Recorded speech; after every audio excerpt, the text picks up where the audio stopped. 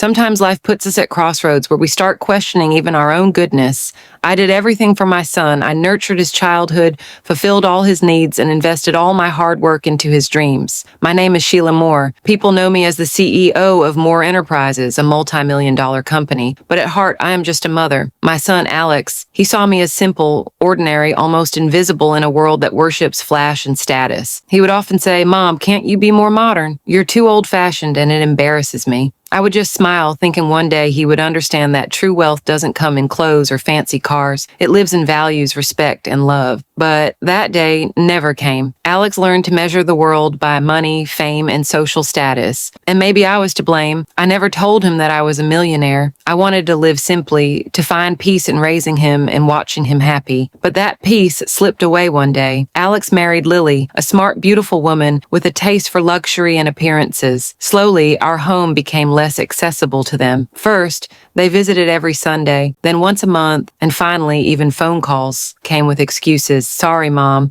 we're busy." I never complained because mothers don't complain. We wait silently. Then came one call. "Mom, it's our anniversary, but this year we're only inviting office friends. Don't worry about coming." Her voice was polite but distant, like a polite wall separating me from my own son. I thought, that's fine. Mothers don't need invitations. On the day of the party, I wore my old pink dress, applied oil to my hair, and carried a small, modest gift. But what I saw when I arrived shattered my heart. Their home was sparkling, lights, decorations, music, a crowd of wealthy guests. I reached the door, and all eyes landed on me. Lily said, "Oh, Mom, you came." We said today is just office friends. Her smile was fake, and I just smiled back. Inside, some guests whispered mockingly, "Who's this?" Probably a staff member's mother. Alex went silent for a moment, then said, "Mom, come inside. Please stay calm." Inside, I felt a storm rising within me. Around 10 p.m., a black Mercedes stopped outside the house. The driver stepped out and said, "Ma'am, Mr. Kapoor is waiting. Moore Enterprises meeting has already started." All the guests were stunned.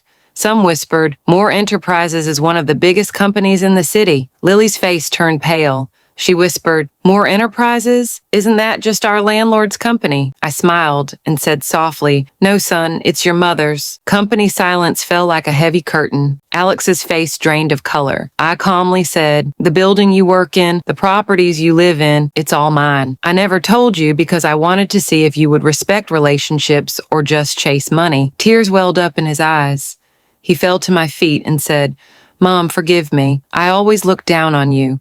But you are higher than all of us." I placed my hand on his head and said, "Money does not define a person. It only reveals who they truly are." That night, I finally slept peacefully because I had won my son's heart not with money, but with truth. The next morning, the newspapers read, "Moore Enterprises CEO teaches son life's greatest lesson." People came to meet me saying, "Ma'am, what you did is an inspiration for all mothers." But I knew it wasn't inspiration. It was a mother's pain. I transferred all my wealth to my son, but with one condition. He must donate a part of his earnings every month to orphan children, because I had taught him that money is useless unless it helps others. Months later, Alex and Lily had transformed. They no longer saw me as just a simple mother, but as the greatest inspiration. And whenever someone asked them, "What's the secret to your success?" Alex would proudly say, "My mother, who taught me how to stay humble, live with integrity, and be truly rich at heart." And I smiled, knowing he finally understood. True wealth lives not in banks, but in the heart. At this point in life, I learned one thing. Never measure relationships with money, and never see simplicity as weakness. That is your real strength. If you too are in a relationship where your kindness is undervalued, remember, one day truth will be on your side. Truth may take time,